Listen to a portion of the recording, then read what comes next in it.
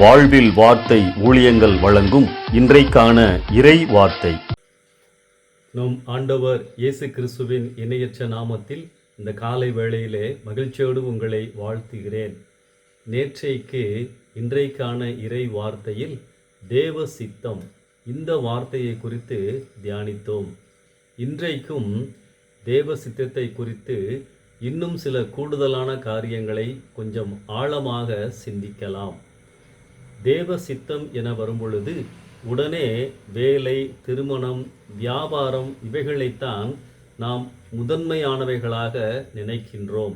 இவைகள் முக்கியமானவைகள்தான், ஆனால் முதன்மையானவைகள் அல்ல. இவைகள் இரண்டாம் பட்சம்தான். அப்படியானால் எவைகள் முதன்மையானவைகள்? பாவத்தை குறித்து நம்முடைய அணுகுமுறை எப்படியுள்ளது? என் மனம் புதுப்பிக்கப்பட்டுள்ளதா? என் மனம் தினமும் மாறிக்கொண்டே வருகிறதா? எல்லா சூழ்நிலைகளிலும் நாம் ஆண்டவரை பிரியப்படுத்துகிறோமா? எப்படி ஆண்டவர் சிந்திக்கிறாரோ அதை போல நாம் சிந்தித்தால்தான் ஆண்டவருடைய விருப்பங்களை நம்முடைய வாழ்க்கையிலே நாம் நிறைவேற்ற முடியும். தேவனை போல, இயேசு கிறிஸ்துவை போல நாம் சிந்திக்க வேண்டும் என்று சொன்னால் நாம் கட்டாயம் வேத வசனங்களில் வேரூன்ற வேண்டும்.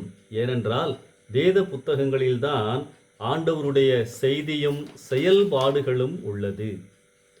சில தீர்க்கதரிசிகளின் புத்தகங்களை வாசிக்கும் போது ஆண்டவர் எந்தெந்த பாவங்களை எந்த அளவிற்கு வெறுத்தார் என்பதை நாம் புரிந்து கொள்ள முடியும். ஆண்டவர் விக்கிரக ஆராதனையை மிகவும் வெறுத்தார். ஆண்டவருக்கு முதலிடம் கொடுக்காமல் வேறு யாருக்காவது எதற்காவது முதலிடம் கொடுத்தால் அதுதான் விக்கிரகம். ஆண்டவர் இதை மிகவும் வெறுக்கின்றார். எனவே நானும் வெறுக்கிறேன். இன்றைக்கு மிகப்பெரிய விக்கிரகம் பணத்திற்கு முதலிடம் கொடுப்பதுதான்.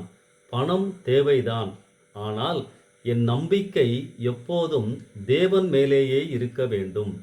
ஆண்டவர் எவைகளையெல்லாம் வெறுக்கிறார் என வேதம் நமக்கு தெளிவாய் காட்டுகின்றது. வேதத்தை வாசிக்கும் பொழுது பல சூழ்நிலைகளில், பல இடங்களில், சம்பவங்களில் ஆண்டவர் என்ன யோசித்தார், என்ன பேசினார், எப்படி நடந்து கொண்டார் என அறிந்து கொள்ள முடியும்.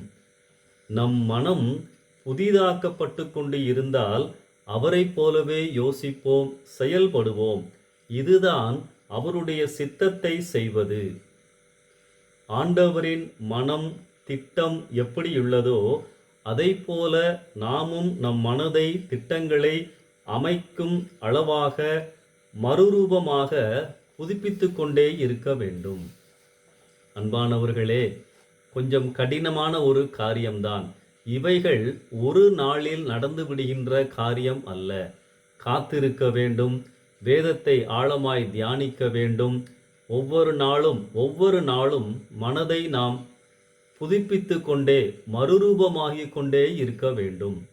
ஒரு குறிப்பிட்ட சந்தர்ப்பத்தில் இயேசு எப்படி சிந்தித்தாரோ அதை போல நாமும் சிந்திக்க வேண்டும், நடந்து கொள்ள வேண்டும். நம் வாழ்வில் உள்ள எல்லா பிரச்சனைகளையும் இந்த விதமாக கையாள வேண்டும். உடனே இவைகளை நாம் செய்ய முடியாதுதான். ஒரு அருமையான வசனத்தை காண்பிக்கின்றேன். ரோமர் 12ஆம் அதிகாரம் 2வது வசனம்.